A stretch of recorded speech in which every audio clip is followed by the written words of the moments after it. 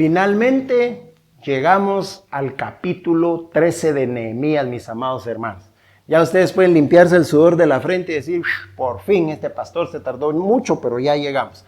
Y es por gracia del Padre que el Señor nos ha ayudado, podemos decir, Ebenezer. Hasta aquí el Señor ha sido fiel, nos ha ayudado, ha sido nuestra roca de ayuda.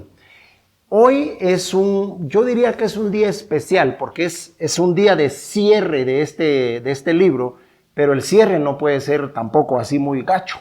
El cierre tiene que ser bueno, porque el capítulo 13 está lleno de tantas enseñanzas y principios cristianos prácticos para nosotros, algunos no muy ortodoxos, ¿verdad? Algunos de verdad que nos van a parecer un poquito extraños, la forma en que Nehemías actúa, procede, pero vale la pena que aprendamos de este gran líder. También quiero pedirles algo, quiero pedirles que tomen su tiempo para leer el capítulo 13 y lo tomen ahorita. Vamos a leerlo porque de eso se trata. Es un poquito largo, pero vamos a leerlo. Es importante que esta última lección la hagamos así tranquilos, leyendo el capítulo 13 de Nehemías. Dice, aquel día se leyó en el libro de Moisés, oyéndolo el pueblo, y fue hallado, dice, escrito en él, que los amonitas y los moabitas no debían entrar jamás en la congregación de Dios, por cuanto no salieron a recibir a los hijos de Israel con pan y agua, sino que dieron dinero a Balaam para que los maldijera. ¿Recuerdan eso? Está en Números 19, 20 y 21. Mas nuestro Dios volvió la maldición en bendición. Cuando oyeron pues la ley, separaron de Israel a todos los mezclados con extranjeros. Y antes de esto, el sacerdote Eliasib, siendo jefe de la cámara de la casa de nuestro Dios, ojo, había emparentado con Tobías. Tobías era el enemigo, recuerden.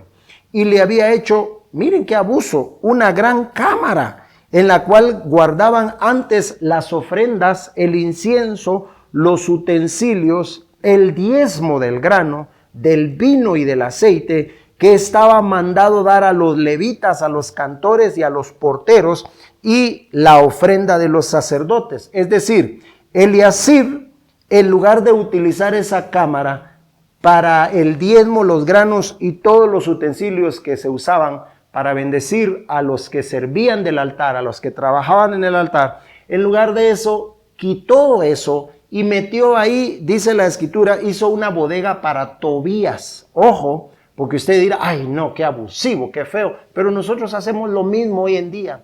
El lugar que deberá ocupar el diezmo del Señor, la ofrenda para el Señor, la ocupa Tobías hoy en día.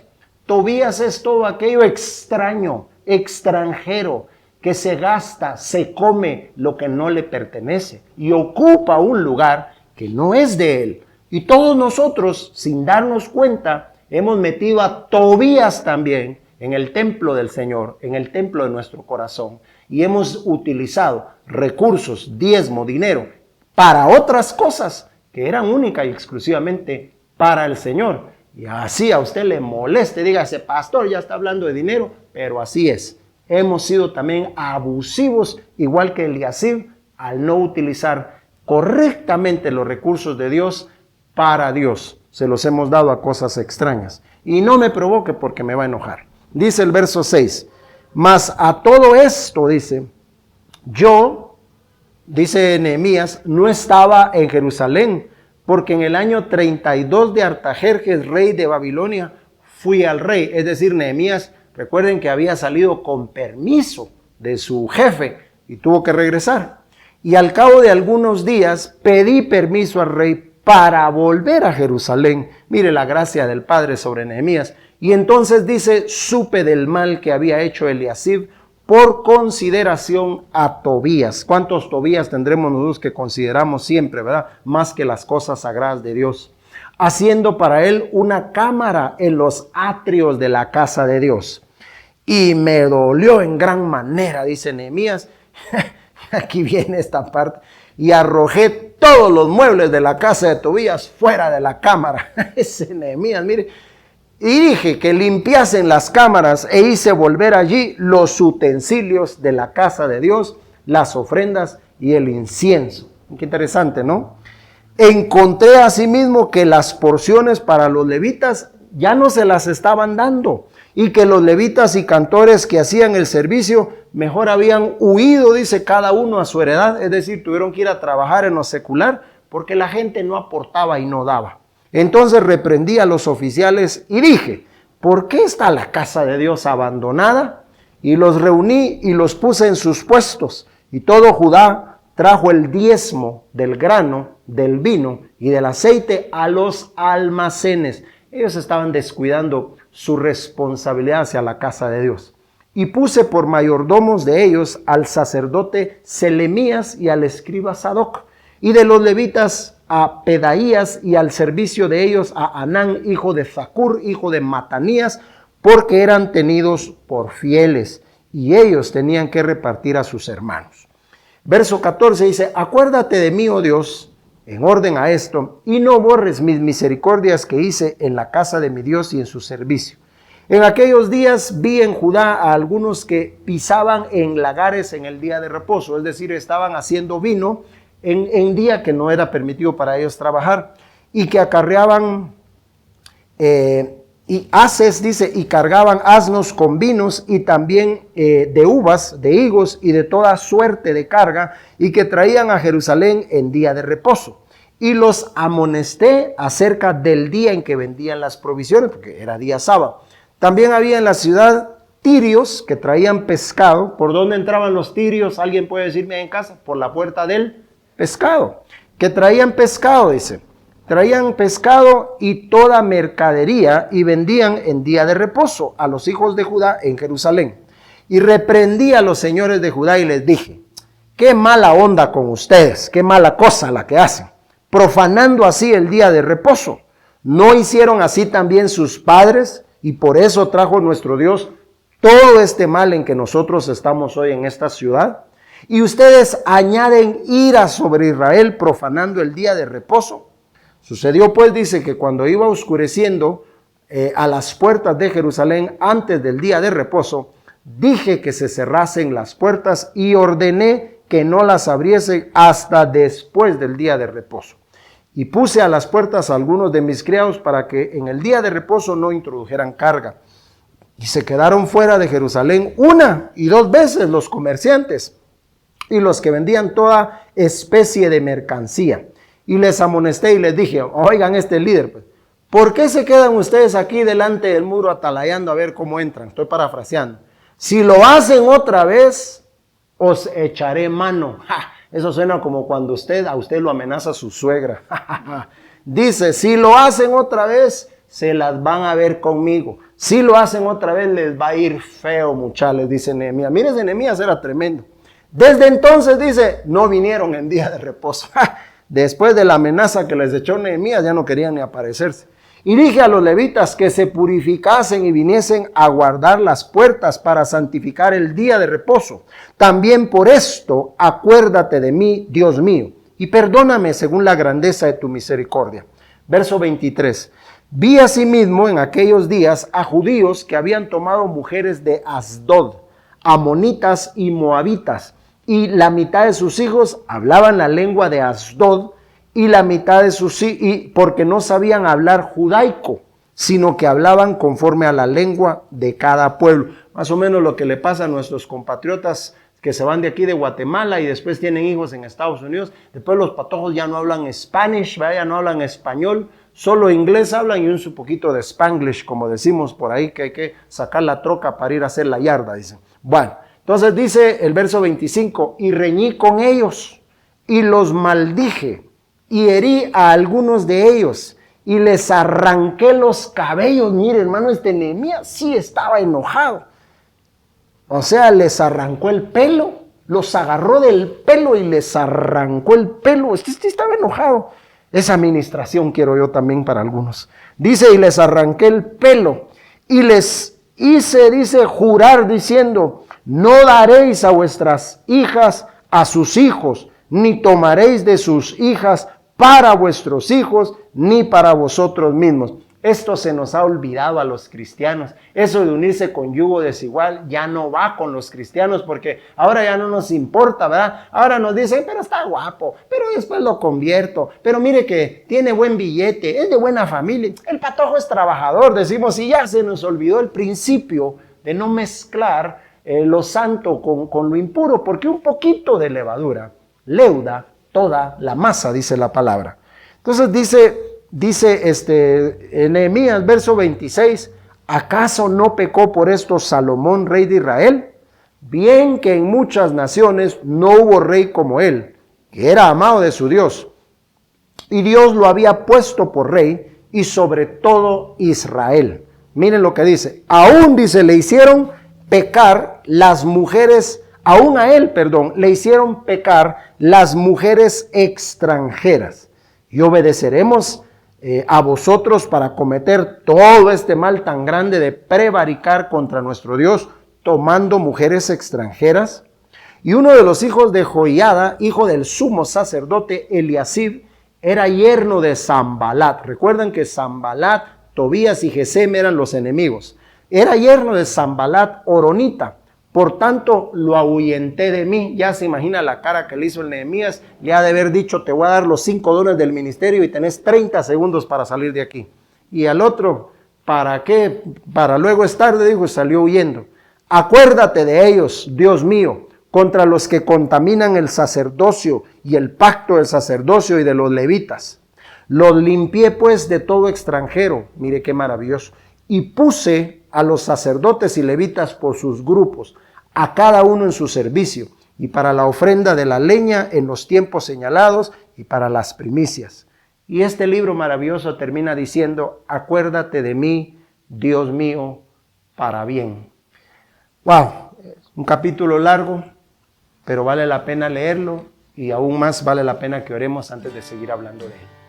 Padre amado, en el nombre de Jesús, simplemente con el hecho de haber leído tu palabra en este momento, ya nos ha redarguido, ya nos ha hablado, ya con el hecho de leerla nos damos cuenta cuánto nosotros nos descuidamos, nos alejamos, cuán fácil es olvidarnos de lo que está escrito, Señor, y simplemente vivir la vida moderna sin entender el por qué tú estableciste ciertos principios en tu palabra. Padre, te pedimos en el nombre de Jesús que una vez más, mientras meditamos en ella, nos abras los ojos del entendimiento, tu palabra más cortante que toda espada nos redarguya y que sobre todas las cosas, Señor, nosotros hoy decidamos volvernos a ti, como lo hizo este pueblo, pero sobre todo como Nehemías, que ese mismo celo, ese celo que hubo en Jesús cuando entró en el templo, ese mismo celo también esté en nosotros hoy. Y si hay que tomar decisiones radicales, hay que tomarlas, Señor, para que tu nombre sea exaltado. Ayúdanos, por favor, y como dijo Nehemías, ten misericordia de mí, acuérdate de mí, ten misericordia de nosotros, Padre, en el nombre de Jesús. Amén. Amén. Muy bien, entonces, si se dan cuenta, este capítulo tiene muchísimo que enseñarnos acerca de algunas decisiones y acciones muy concretas y muy prácticas que Nehemías tomó. Aquí usa Nehemías, como dije, medios no muy convencionales para regresar al pueblo y especialmente a ciertos líderes al orden. Una de las cosas que hace es que les dice, han usado las cámaras del Señor, es decir, las recámaras del templo, para meter cosas extranjeras, cosas extrañas, y lo que debiera estar ahí no está. En nuestro caso, muchos de nosotros ya no diezmamos, ya no ofrendamos, ya no honramos al Señor con las primicias. Ahora lo que hacemos es gastar en tonteras o en lo que sea, y cuando podemos, decimos nosotros, cuando yo pueda, cuando se me dé la gana, cuando me siente inspirado, pues por ahí voy a dar algo. Ya no dedicamos nuestro tiempo al Señor, dedicamos nuestro tiempo a otras cosas. Y yo no quiero sonar religioso, hermano, porque a veces uno, por hablar tanto de eso, vuelve religioso, ¿verdad? Y hablar solo de esas cosas. Pero tenemos que ser prácticos también y tenemos que entender que sí es verdad que muchos de nosotros, los santos, los hijos de Dios, ya no honramos a Dios de esta manera. Lo hemos dejado por un lado. Hemos abrazado tanto la gracia que la gracia nos ha hecho, no la gracia, pero equivocadamente nosotros hemos hecho que la gracia nos dé la libertad de volvernos irrespetuosos y se nos fue el temor a Dios. ese respeto, esa admiración por Dios, de querer honrarle, de recordar que nuestro cuerpo es templo del Espíritu Santo, de estar conscientes de que nuestro tiempo y nuestras finanzas en realidad no son nuestros, son de Él. Nehemías pone un orden aquí. Cuando veo a Nehemías enojado, puedo ver a Tobías recogiendo sus chunches en la calle. Puedo ver a Nehemías sacando todos los muebles a la calle, tirándolos a la calle y diciendo, pero ya me limpian esta recámara, porque este lugar es santo y es para el diezmo, es para el grano, es para darle a los siervos del Señor, es para bendecir a los levitas. Aquí se debe guardar todo lo que se va a usar para Dios. Y ahí estamos hablando de riqueza, de economía. Ahí no era para guardar los muebles de Tobías, ni que Tobías tuviera una su recámara secreta. Y Dios guarde saber ni qué hacía el Tobías en ese lugar a solas. Entonces, todas esas cosas hay que sacarlas. Hay que sacarlas. Y hay que volvernos al orden de Dios. Lo que es de Dios es de Dios. Y hay que darle al César lo que es del César. Pero hay que darle a Dios lo que es de Dios. Y si nos molesta y nos cae mal, pues sigue siendo la verdad absoluta y eterna de la palabra de Dios, y hay que arrepentirnos de vivir esas vidas desordenadas que ya no le dan a Dios lo que es de Dios, esas vidas egoístas, esas vidas carnales que simplemente ignoran a Dios, y saber cuántos Tobías hemos metido nosotros en nuestra agenda, en nuestra cámara secreta, y hay que sacarlos, hermano, porque ese Tobías ya estaba cómodo. No es que tuviera ahí un su catre y un su candil. Ese Tobías tenía ahí a todas las comodidades. Saber si poco a poco no hemos dejado nosotros que el Tobías se acomode tanto en nuestra forma de pensar y de vivir, que algunos de nosotros ya no vemos aberrante lo que Dios llama aberrante. El Tobías se ha acomodado tanto en nuestra forma de pensar, en nuestra estructura mental, que nos cuesta distinguir entre aquello que es verdad y aquello que es un engaño. Entre la absoluta verdad imbatible, incambiable de la palabra eterna de Dios, con argumentos de hombres y a veces hasta argumentos de predicadores o de teólogos, que en nuestro afán de querer explicar algo terminamos en realidad confundiendo a la gente y engañándolos, sacándolos de la verdad absoluta de la palabra del Señor. Entonces vea qué interesante esto. Nehemías toma una postura radical, y si nosotros tenemos que hacer eso y arrancar cosas de nuestra vida, de nuestro corazón, hay que hacerlo. Mira, no te engañes. Si tienes un amigo que es Tobías y aquel siempre termina dominándote, yo en este momento te digo, córtalo ya. Si tienes ahí en Facebook o en WhatsApp o lo que sea, Tobías que terminan influyendo sobre tu vida, bloquéalos, arráncalos, córtalos, quítalos. Sí, pero es que ¿qué van a pensar? En este momento no importa lo que piense, pero es que la gente se va a dar cuenta, no importa. Arráncalo como hizo Nehemías, porque seguramente muchos se dieron cuenta, dijo, chica, este Nehemías, qué bárbaro van, y dónde está el Dios de amor, pero sacó todas las cosas a la calle y limpió el templo. Si tienes que cortar con alguien, hazlo por la salvación y el bienestar de tu propia alma, por favor, hazlo. Si tienes que tomar ese tipo de decisiones, yo sé que le estoy hablando a alguien aquí, tómala en el nombre de Jesús, pero salva tu vida, tu alma, y asegúrate de que tu altar, tu templo está limpio para Dios, para su gloria y para su honra. Él te va a ayudar, Él te va a dar las fuerzas para hacerlo en el nombre de Jesús. También podemos ver que hay que saber cuándo enojarse. No siempre Nehemías actuó así. A veces nosotros, yo creo que lo hacemos al revés. Cuando tenemos que ser pacientes, nos enojamos. Y cuando tendríamos que enojarnos, nos hacemos los locos, ¿verdad? Entonces nos enojamos por lo que es menos. Y por lo que realmente tendríamos que enojarnos, simplemente miramos, volteamos para otro lado. Pidámosle a Dios hasta en eso, que nos ayude cuando enojarnos. Miren ustedes esto. Jesús está camino a la cruz y la gente se está burlando, le escupe, pero Jesús no se enoja. Ahora, usted y yo creo que allí sí nos hubiéramos enojado. Jesús está en la cruz y está la gente ahí escupiéndole, maldiciéndole y hasta diciendo, va a ver pues si es hijo de Dios, que lo demuestre. Jesús no se enoja. Jesús camino a la cruz pide misericordia. Jesús en la cruz entrega su espíritu al Padre. Pero no se enoja porque no era el momento para enojarse, aunque habían muchos motivos para enojarse. Pero no se enoja.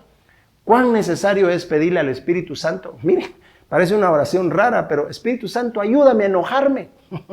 Ayúdame a enojarme cuando deba. Ayúdame a enojarme cuando es justo. Ayúdame a enojarme con un enojo santo. Ayúdame a enojarme, Señor, en el momento que tú sabes que es el momento correcto para enojarse. Pero líbrame de enojarme por cosas que no valen la pena, Señor. Líbrame de darle un valor exagerado a cosas que requieren tal vez paz y yo termino enojando. Hasta para eso hay que pedirle al Señor su ayuda. ¿En qué momento me debo de enojar? ¿La Biblia nos da permiso para enojarnos? Sí. Lo que no nos da permiso es para pecar. Airaos, pero no pequéis. Enójense, pero no permitan que el enojo los controle a ustedes. Y Nehemías sabe cuándo es el momento.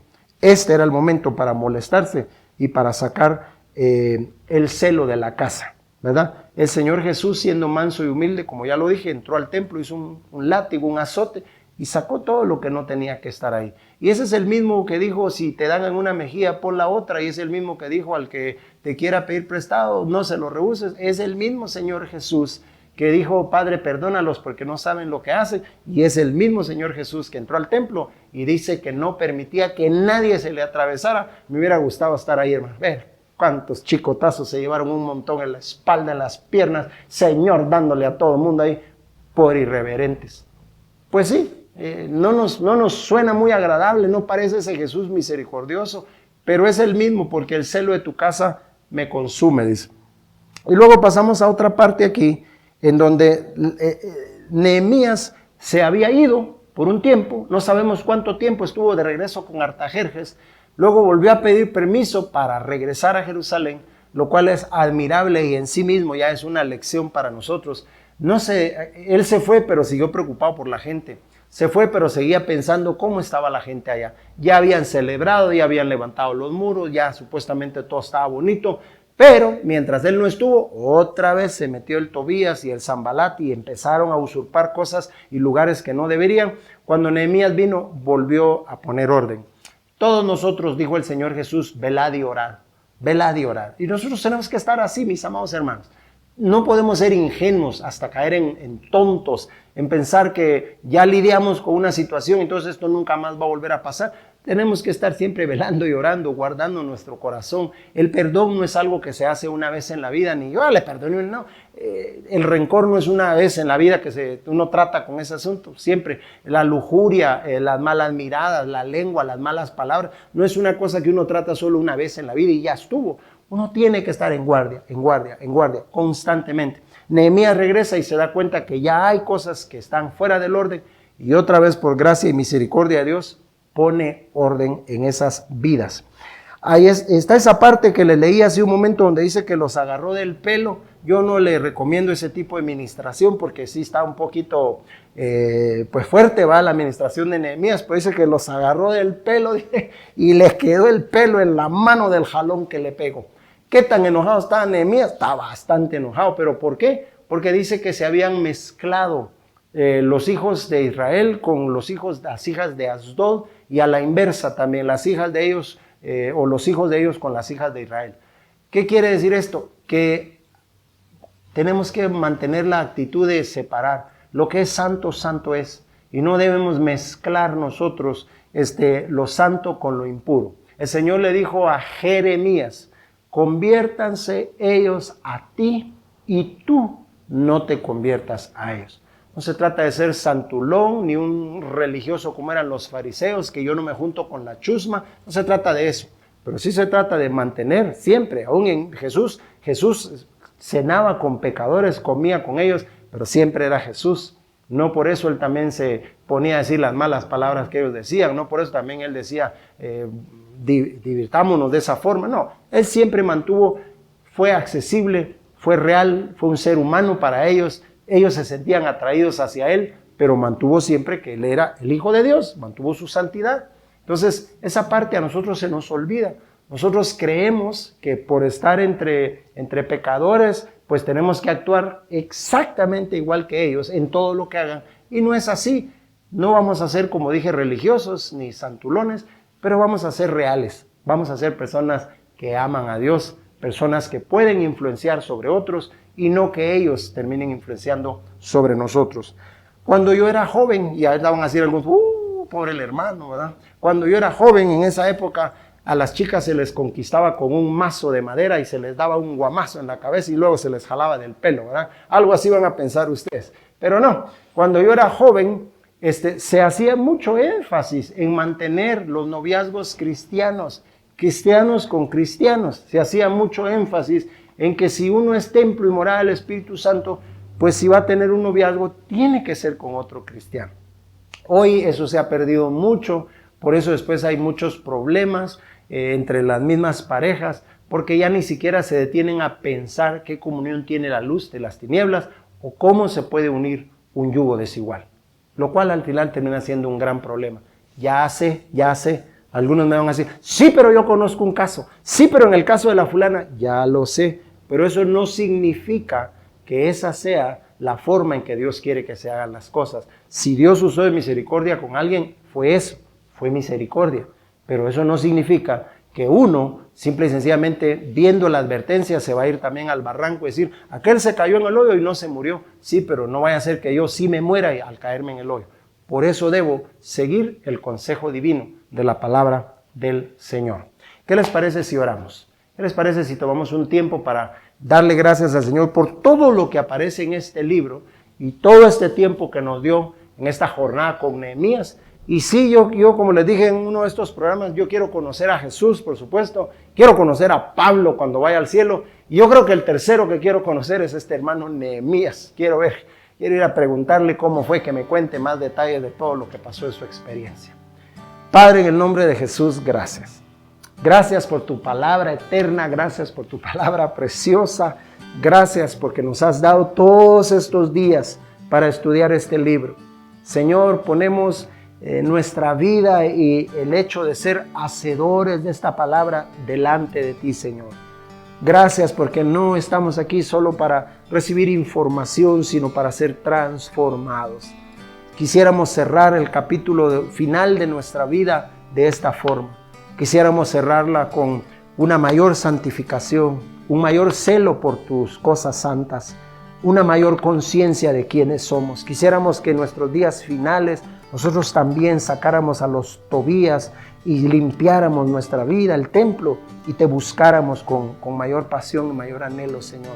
Ayúdanos que así sea con nosotros, Padre. Y ayúdanos también, ten misericordia de nosotros. Y acuérdate, Señor, de que hemos hablado esto y hemos usado de misericordia también con otros. En el nombre precioso de Jesús yo te agradezco y bendigo a este pueblo, porque día a día han estado pendientes de esta palabra tuya, Señor. Padre, ayúdanos ahora con los días que vienen, para que una vez más seamos guiados por el Espíritu Santo, con temas, con libros, con palabra tuya, que edifique, que cambie, que transforme nuestras vidas. En el nombre maravilloso de Jesús. Te damos gracias, Señor. Amén. Un fuerte abrazo para todos. No se desconecten. Ya terminamos Nehemías, pero viene algo muy bueno también.